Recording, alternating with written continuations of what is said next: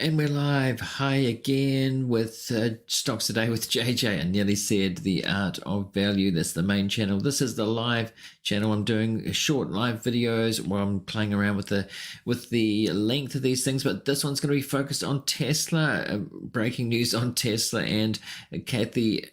I was going to say Cathie Lee, but Cathie Wood's projections on Tesla, which have been news in the last day or two, pretty incredible. But there's three clips I want to react to today. Elon Musk, supervised autonomous driving accelerating very quickly. Elon has said from the Tesla meeting where he's got his big pay package, so he's pretty excited, I think. And ARK Invest CEO Cathie Wood on $2,600 Tesla price target. An autonomous taxi platform has to happen, she says. And then we have Liz Hoffman from Semafor. Don't own Tesla stock if you don't want to be in the Elon Musk business. I can imagine what she's going to say there. I haven't seen any of these yet. I'm going to want to react to them live. That's the point of this. So let's get into it. Let's see what the breaking news is first. Make sure that that's on normal speed. And yes, here we go. Welcome back to Fast Money. Let's get straight to Phil LeBeau, who's got some more details from Elon Musk's comments after the shareholder vote. Phil. He's in vintage Elon mode, Melissa, which means that he's riffing, he's enjoying himself. And why not? His pay package has been approved by shareholders. Now, whether or not he actually gets the pay package, completely separate question. But a couple of subjects that he touched on that'll be interesting for investors and why we're relaying these. One of them involves Robotaxi. And we know that they're going to unveil their vision of Robotaxi on August 8th. But Elon said today that the unsupervised autonomous driving technology is accelerating very quickly. And he says, if you just follow the curve, it's natural to see where it is headed. He also envisions a day where if you were a Tesla owner and you decide that you were going to put your vehicle into the Robotaxi fleet, he says it'll be like an Airbnb. You want to do it for a day, 2 days, a few hours, whatever it is, you can do that.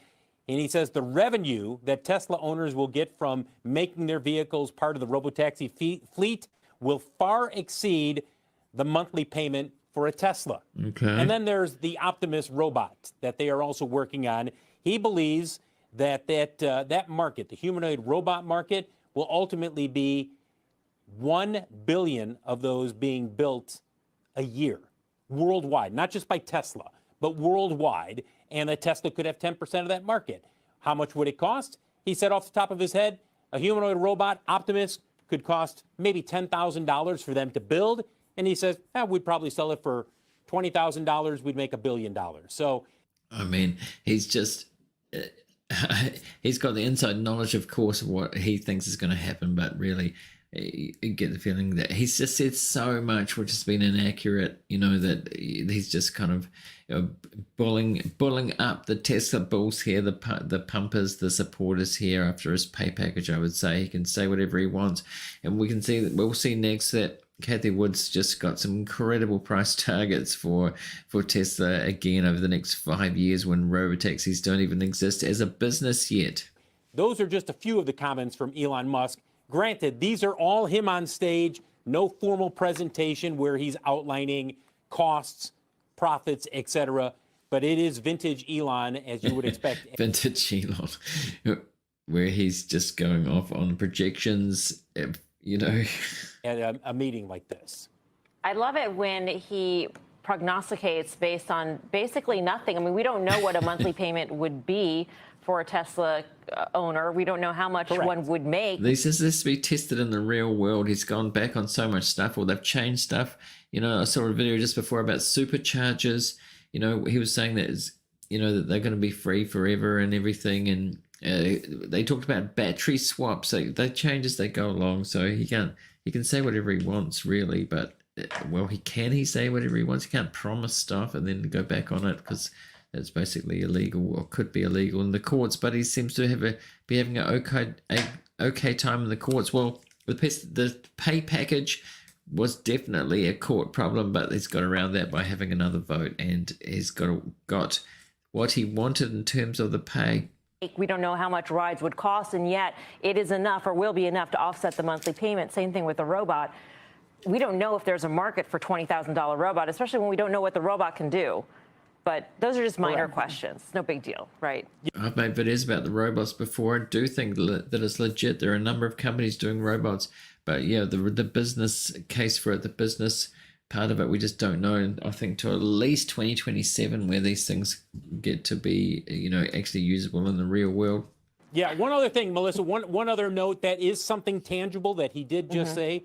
They are shipping 1,300 Cybertrucks a week. That is the new, they've just hit that. That's their weekly record, 1,300 per week. So what? Extrapolate that over 52 weeks. You're not going to get 1,300 every single week, but something like that. Right. You can see that they're probably up there in that 70,000 annual run rate in terms of shipments. All right, 70,000 a year run rate for Cybertruck right now. Interesting. All right.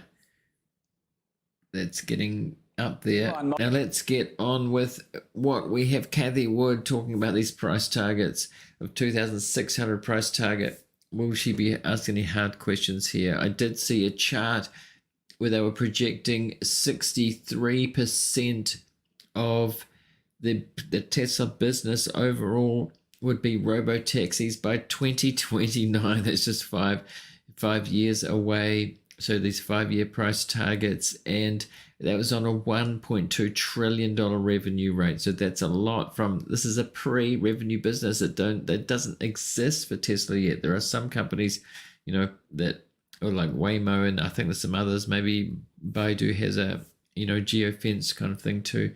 That there are other companies actually taking money for rides, but for Tesla, it hasn't even started yet. So I don't know how they can project this. Seems kind of wild to me. There's no investment advice, not investment advice at all. You need to get your own investment advice. But I find this kind of hard to believe myself.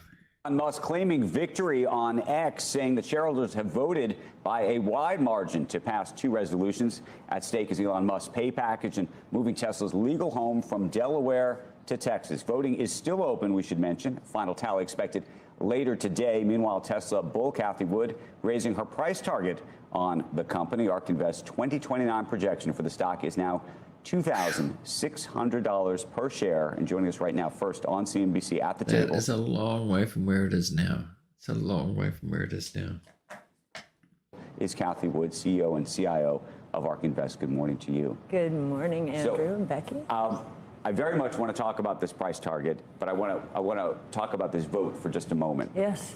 I know you supported his compensation package. Absolutely. Did you expect, and look, things can still change, but it seems like some of the big institutional shareholders broke for Musk late last night. That seems to be what's happened. Retail seemed to have broke for him earlier than that. Yes. Yes. But were you expecting that? And what do you think, if in fact this is the verdict, if you will, or the vote? What do you expect is going to happen next? Because it doesn't seem like the game will be totally over, because this is, of course, probably going to go back to court.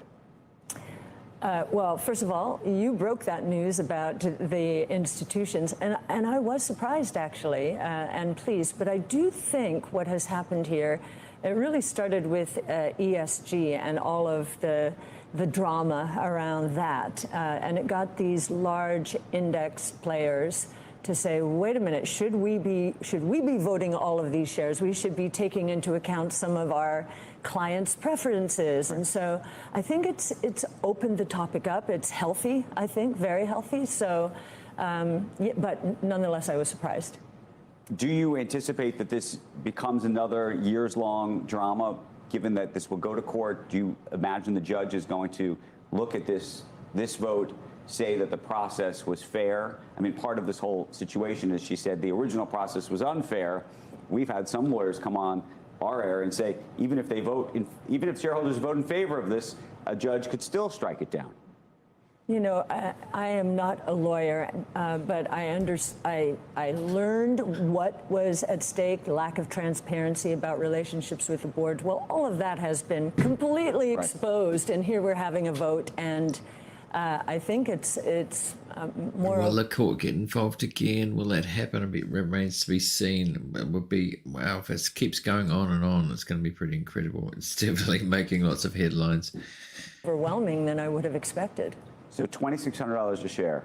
Yes. Help us do the math. How do you get there? What has to happen for all of that? Get there? This is a fanciful math. five-year price target, as all of ours are. And what has to happen is an autonomous taxi platform, Tesla's autonomous taxi platform.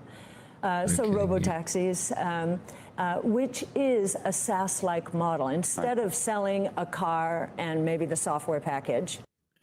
It hasn't started yet. I mean, these are just definitely projections. It's a SaaS-like model that hasn't started yet. When they start doing it, it may change. And that's it. This becomes a recurring revenue model, a slice of every mile driven on that autonomous taxi network. Very high margins. Right now, auto gross margins are around 16%. Gross margins in the SaaS world are more like 80%. How big a market does that have to become for Tesla to get to the $2,600 price? The reason I ask is there are some cities that may allow this to take place. There may be... I think the regulatory environment is going to be difficult. You know, for a 5-year price target like this, even if they get it going, because they're just going to be able to roll it out around the world, every city, every jurisdiction. You know, it's going to be, I'd say that's going to be a bit of a nightmare. Geofenced areas where people are going to do this. And there's also obviously a larger view that one day these cars will be able to do everything by themselves everywhere in the country. Yes. Well, this is the everywhere largest... in the country. It's going to need a lot of places in the world for this to be to reach what they're saying, I think. AI project on Earth, autonomous mobility broadly. And I think it's going to catch on as quickly as that. Now, of course, what we've had during the last 10 years is a movement toward FSD, and now we're seeing safety statistics. And I remember full self-driving for those uninitiated. Full self-driving. You look at the number of miles between accidents for the average car in the United States. It's about 200,000 miles. Right. You look at a Tesla without FSD, full self-driving, just autopilot. Right. It's more like 600,000 miles. With full self-driving and an older version, not even the latest, 6 and 9 months ago, 3.2 million miles. Tasha Keeney has done this work. You know, Volvo built a brand on safety, and I think Tesla's going to usurp. Okay, but we're in the middle of 2024. Yeah. You're saying we get to 2029. Yes. And that's where that price is. I think what I'm asking is, for your base case, for this to work, and by the way, we should say that Elon Musk tweeted out, extremely challenging, yes, but achievable on top of your tweet. Yes. He would. When does this all have to really go into effect? Yes, we believe that they're setting up for robotaxis, the network, within, I would say, 1.5 to 2 years. Elon would say maybe we'll start but it. That also... So 2 years. I mean, they're talking about 2029. So they've got to build the robotaxi, they've got to ramp it up and get this robotaxi business going, and then to scale it. I mean, really, it's not investment advice, and I don't make recommendations at all, but this seems incredibly difficult and to achieve by this kind of timeline. And as we said, that if you look at ARK Invest's record of their funds, it hasn't been great over the last 5 years. Also requires regulators to sign off on all this. Now, regulators have an issue, and that is the auto accident rate has gone, after decades of going down with auto safety measures. Right. Sharply. We talked Sharp to Pete increase, about right? This yesterday. 40 to 50%. Texting is a big part of it. You know, disproportionately young people. Right. So deaths in the U.S. have gone from the low 30s. I think they got into above 40,000. So I think if regulators understand, and they do, that 85% of all traffic accidents are caused by human error, If you take the human out, you're going to make the roads Cathie, safer. we literally asked Pete Buttigieg, the Secretary, the Treasury of Transportation, Yes. the Secretary of Transportation yesterday, Pete Buttigieg, about this, and he did sound like he was open to the idea as a result. Yes. And that's the first time I've really heard a public official who's kind of embraced it instead of saying, wait, we don't like the rise of the machine. Absolutely. He is telegraphing that the roads ultimately are going to be much safer if you take the human being out of the equation. That seems plausible, but what's the timeline here for it to roll out? It just seems incredibly optimistic to me, but as I said, non-investment advice, and I just don't recommend any. I'm not recommending the stock based on it. To buy or sell it. It's just you can make your own decisions and get financial advice. But as I said, Elon's projections and Cathie Wood's projections have been pretty, let's say, optimistic in the past. Much safer. Okay. All right. Now we're going to swap to the last one. As I said, I'm going to make these live ones a bit shorter, so we're at 15 minutes, and let's go on to the next one. I don't know if we can see all of this. We'll see. It's don't own Tesla stock if you don't want to be in the Elon Musk business, which seems pretty self-explanatory there. Well, let's see what they've got to say. We'll see their opinion on this. Overnight, as we were just talking about, Tesla CEO Elon Musk claiming victory in the shareholder vote to reauthorize his pay. He posted a chart on X showing votes in favor of Elon compensation, with that line passing through a line labeled guaranteed win. And joining us right now to talk about it, Liz Hoffman, Semafor business and finance editor and a CNBC contributor. Good morning to you. There's lots of pieces of this to pick apart. And of course, the vote is not over. Folks can still change their vote throughout the day. So we're going to be watching this. It is over, by the way. It is over. He's got his pay package. It's all done. I've just announced it at the meeting not too long ago. But yesterday, Elon tweeted out that it was, way in his favor. But in terms of your big takeaways, if in fact this is the conclusion, the end of the soap opera, what do you think? And also, where do you think the soap opera goes? Because we all know this is still going to go to court no matter what. Yeah. Look, on the one hand, this is a strange time to be rewarding Elon Musk. Tesla has been one of the worst performing stocks in the S&P this year. There have been headlines about his behavior largely at SpaceX, around culture, around, leaning on NVIDIA to prioritize the flow of chips. He's sort of in some vague ways kind of held these boards hostage a little bit, promising to sort of pick up his toys and move to another one of the companies that he runs if they don't kind of give him what he wants. So it's a little bit of kind of feeding the hand that bites you. But look, Elon Musk has feeding the hand that bites you. I think she meant biting the hand that feeds you. Those things she said are kind of true, though. He's been in got many different companies here. Nobody well, some people do, but he's one of the most extraordinary entrepreneurs of our time for sure. He's got so many things going on. His focus, one person can only do so much, and he could go to another company if he didn't get this. And it sounds like there's still some court action to happen after this, even after the yes vote.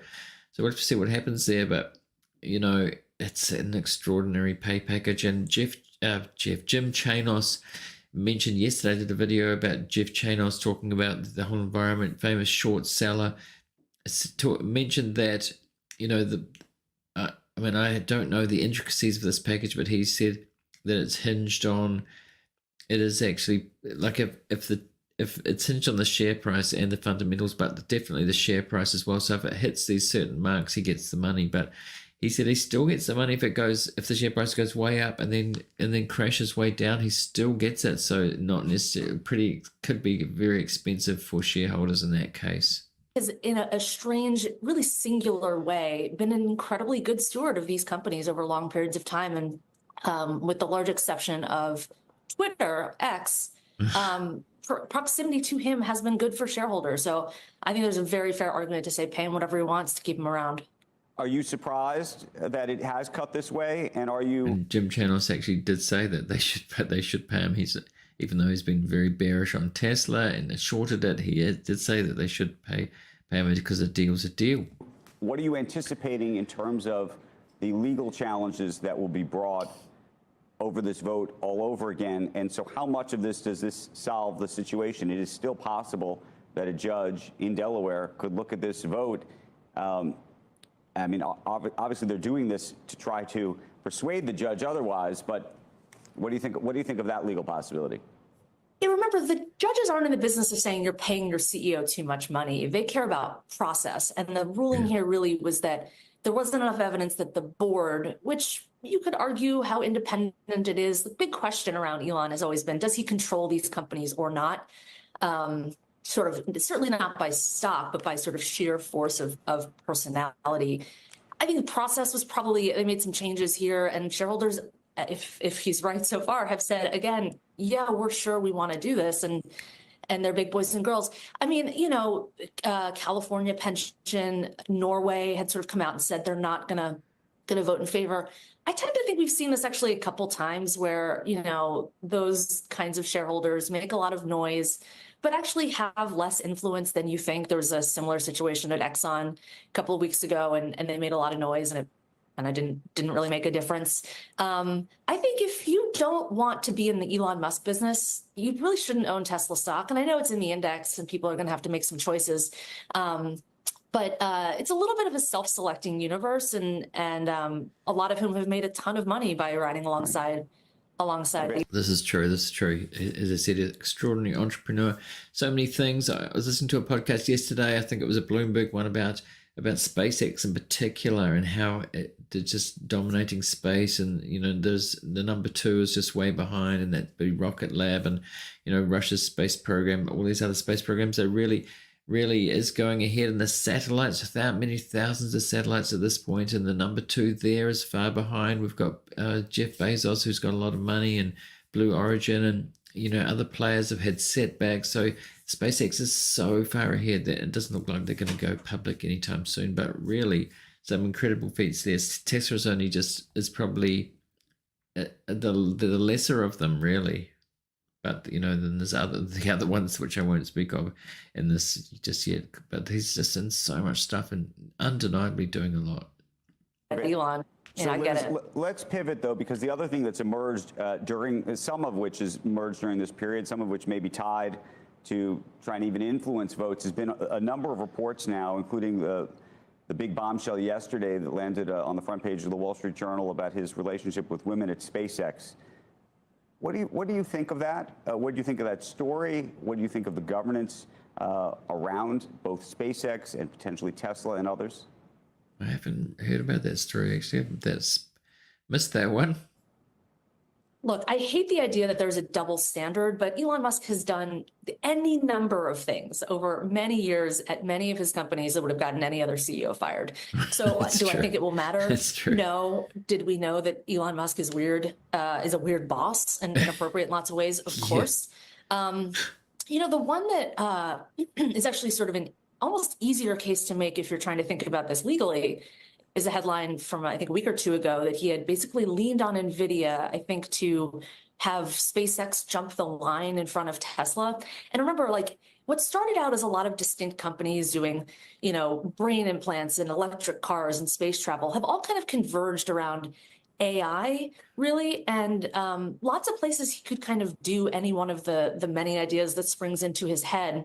And actually, I think that's sort of a more problematic governance knot to untangle at that web. He can do whatever he wants, really. He can raise money at this point. He can raise money however he wants and do whatever he wants. Almost being overcommitted, really, which is a big problem, I would say. That's one of the problems, you know, spreading himself too thin. Of companies. The other thing, by the way, is there's a vote today that also appears to be passing to pick up Tesla and reincorporate it in Texas. Yeah. Unclear what that would do to any legal challenges, but certainly came out of the same Delaware ruling that had dinged pay the first time. And then finally, Becky and I were talking about it earlier, this sort of ISS, Glass Lewis, you know, these are these advisory firms which are paid a lot of money by a lot of investors to give them advice on what to do. And it appears that folks happen to pay for the advice and then not take it. And what does that mean to their businesses and the credibility and influence that these firms have? The proxy advisors have been kind of a corporate boogeyman for a long time. Congress has tried, the SEC has tried various times to kind of rein them in. There was actually a House Judiciary report this week that suggests to me that the Republicans in Congress are about to dial in there. Look, at really high, important meetings, people are going to do their own work for the most part. The reason that proxy advisors exist, they came out of the Department of Labor in the 80s, which kind of gave 401k and pension plans, which were didn't have the time and attention to vote on every single thing at every company they owned, said, if you outsource your votes to kind of an accredited third party, we won't give you a hard time about it. And so it's really meant for the super long tail of these things. And I think we've seen actually their influence wane at some serious fights where everyone knows it's going to be It's a CYA thing for the things you don't have time to look into. But your point on looking into it from the Republicans is very interesting. What are they suggesting? That this is more of the kind of telling people what to vote, but putting their own political spin on things like we've seen other places? Yeah, I mean, again, the report out of Congress this week was sort of this vast left-wing conspiracy involving climate nonprofits and proxy advisors and asset managers. And I think actually what's happening at the proxy advisors is it's shifting. And you're starting to see this actually at some of the big index funds too, where they actually say, we don't really want to be in this business. We want to give it to the end shareholder. And so they've created these kind of you can think about them almost like little political parties or voting cards where you say, here are sort of my values. I'm a conservative. I'm a liberal. I care about the economy. I care about ESG, whatever. And they will kind of create a voting profile for you. Okay, I think we've seen enough of that now. So that's all for now. That was all about Tesla's, the price targets, incredible price targets from ARK Invest, and predictions or projections from Elon about robotaxis. It remains to be seen what will happen. It's going to be super interesting to see what will happen with robotaxis there, and when they actually, the 8th of the 8th is the date where they're going to announce it. The announcement is one thing, as we know, wrapping up these factories and cars and making them, and then making a business out of it. It's pre-revenue, this robotaxi business. So Cathie Wood's really going out on a limb, as always, about the projections for 5 years. As it's like 63% of a $1.2 trillion overall Tesla business. What do you think? Let me know what you think of that. And thanks for joining me on this live stream, and I'll see you in the next one. Again,